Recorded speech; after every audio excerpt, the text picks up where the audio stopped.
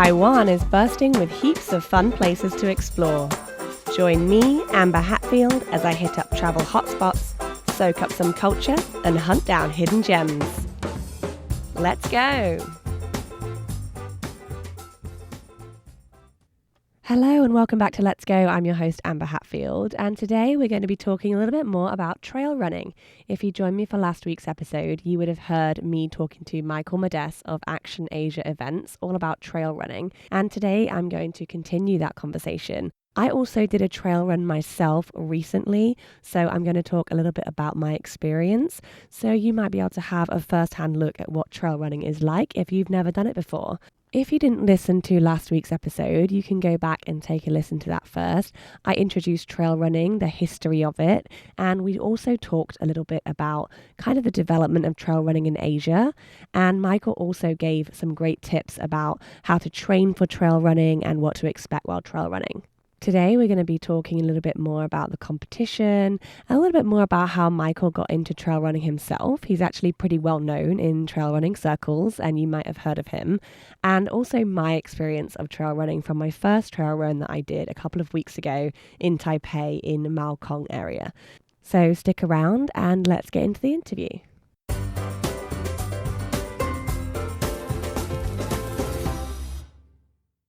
I did this interview with Michael before I had taken part in the first trail run, so I was really interested to know about how the categories work. Can anybody just take part in it? Is it something very competitive? And how are the categories separated and what can you win? We usually divide the distances into age groups. It'd be too difficult to differentiate people, like, are you a beginner, are you an intermediate, or an elite, so we tend to post the results based on age groups, and then we will reward at the awards ceremony on the race day the top 5 overall women, top 5 overall men for the 9K, the 17K, and the 26K. So for the awards podium, that particular day for the Maokong Action Asia X Trail Maokong, there'll be 30 trophies given out and award certificates. But in the results that people can get right after the race online, they can see their age group performance. Okay. And people love, that's fantastic bragging rights, to the family and all their friends, And so you can go trail running in so many places. What makes Taiwan a special place to go trail running? Is there anything different or unique about its landscapes and about its topography that makes it a good place to be trail running?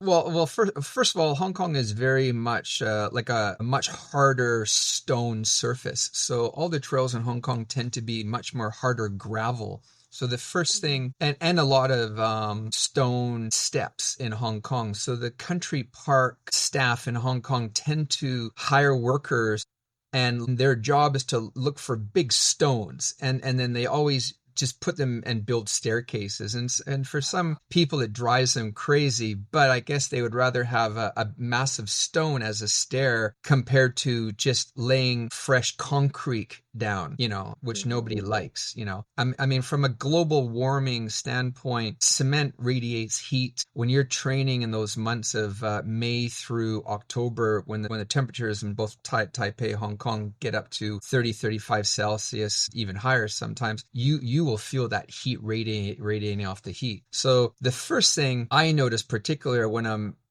in Taipei 4 to 5 times a year. And the first thing you notice that is a lot of the trails tend to be covered by a canopy forest. So you're actually in, and you're not getting burnt by the exposed sunlight as opposed to Malaysia, Singapore, Hong Kong, where you tend to be much more in the open. The second thing is the trails are much softer and much more dirt. So as a trail runner, it's much better for your legs. I would say the injury rate, which is a benefit to all the chiropractors and physiotherapists out there, is probably higher in Hong Kong, compared to Taiwan. But that's the first thing I do notice, is that the ground is just softer and it's more enjoyable to run in Taipei.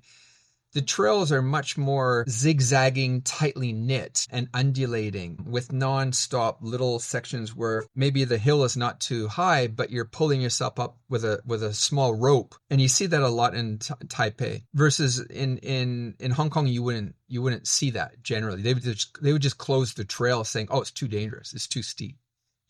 So I think there's a lot more opportunity for more extreme runners in Taipei and Taiwan to explore more technical, more extreme conditions, which is going to benefit them on the world stage should they do some international skyrunning competitions in Europe or North America, compared to a government that may just close a trail thinking it's too dangerous when it's in fact only like 45 degrees.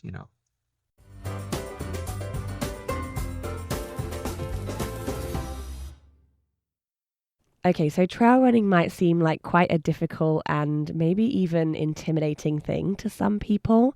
You've got to run, you've got uphills, you've got downhills, you've got rocks, you've got potential injuries, you've got the heat, maybe mosquitoes in the forest. And so all of these things might put some people off, but it didn't put Michael off, and it doesn't put plenty of other people off. So I was interested to know how Michael got into trail running.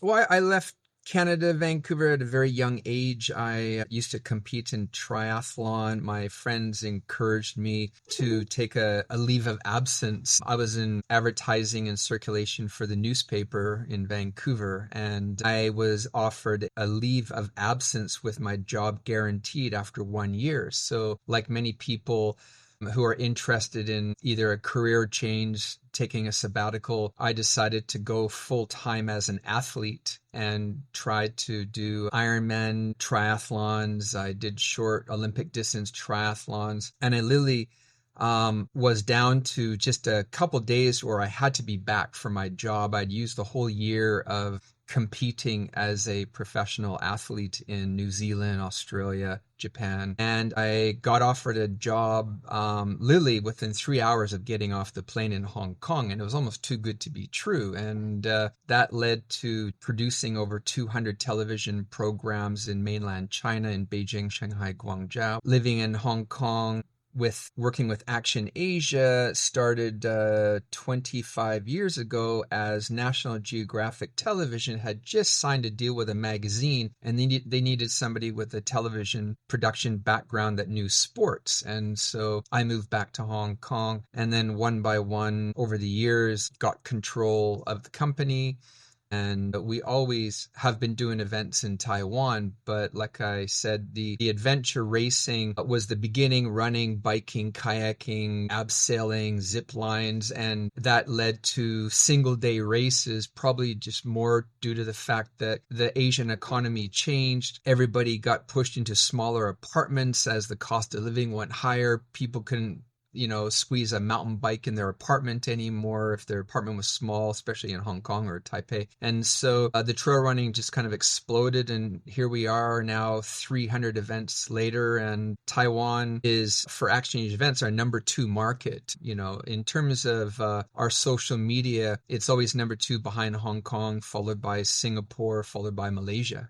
So we have a lot of followers in Taiwan, and I think it just, as a location, it's just ideal for mountains, and it's probably one of the most, I would consider, unkept secrets in Asia. I mean, there's just massive potential in Taiwan to push the outdoors, and I guess I've seen some other governments now and airlines around the world realizing that adventure tourism percentage of travelers is getting bigger and bigger. And I just wish Taiwan tourism would do more to not just promote food and restaurants in the cities of Taiwan, but realize there's a massive international community from North America, Europe, Australia, across Asia that would visit Taiwan if they knew all the outdoor opportunities, and they will spend money in the restaurants and hotels, but they're going to go there with the purpose of doing something in the outdoors.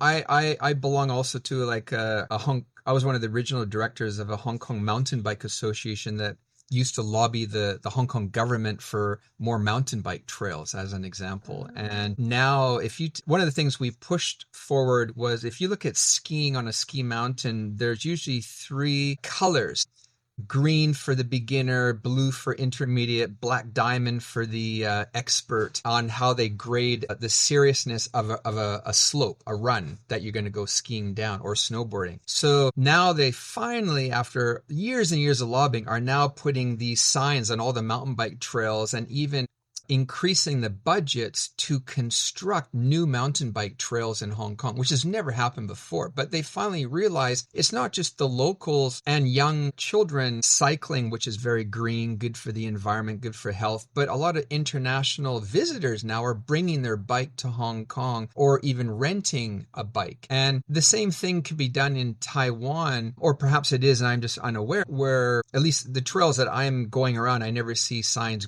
grading the seriousness of it. It's usually just a hiking club has put the name of a peak, or a trail in Taiwan. But they definitely could grade the trails in seriousness and do the maps bigger. I was in Macau, and at the entrances they had free maps of the national park, where you could open it up as a visitor and you could see your choices of which trails you wanted to go hiking on. So little things like that, the tourism board, the national park, the municipality could get together and try to do things like that to promote more people to get into the outdoors, to get into hiking and running in general. Because I think if you look at some past surveys done, especially to women, one of the things they don't like to do is go into the mountain by themselves. A lot of them are scared they're going to get lost. You can say the same for many men, but it's hard for women. And a lot of ladies like to be together for safety. So things like just a map in general, where they know where they're going, tends to, make them more comfortable, And going back to the running club or the hiking club, that's exactly why a lot of people join, because the club will arrange a social recce on certain courses. But I think like all sports in general, it's finance driven. A lot of events you don't make any money on, where a lot of people jump into this industry more for the love of it, and, we always try to put something back into the community. So whether that is sending elites or youth, in particular events to a world championship, we'll pay for that. Whether it's buying school books for schools, or taking underprivileged children or those who are recovering from chemotherapy, cancer treatment into the outdoors, or taking blind hikers and runners into our event. We do all that with the proceeds. So we always want to try to give back to the community. So we're in this for the love of it, not as a money-making thing, just to let you know.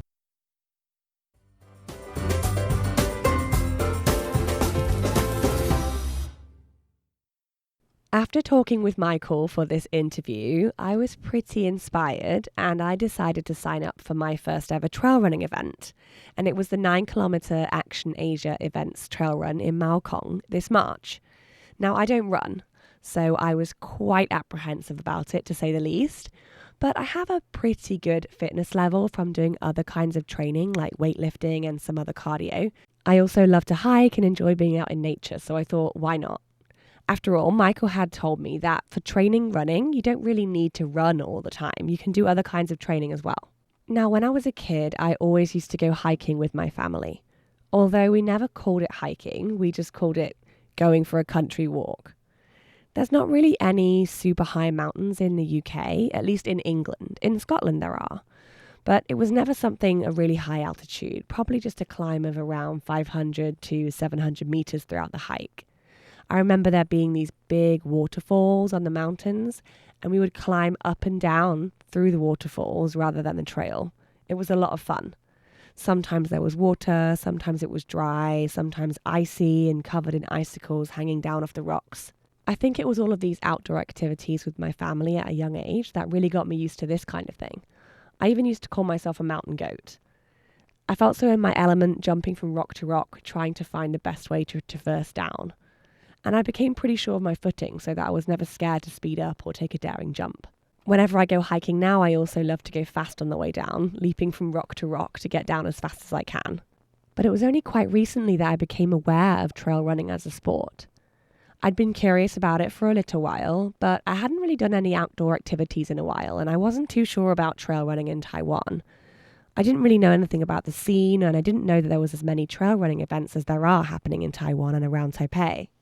I was so happy to take part in my first event.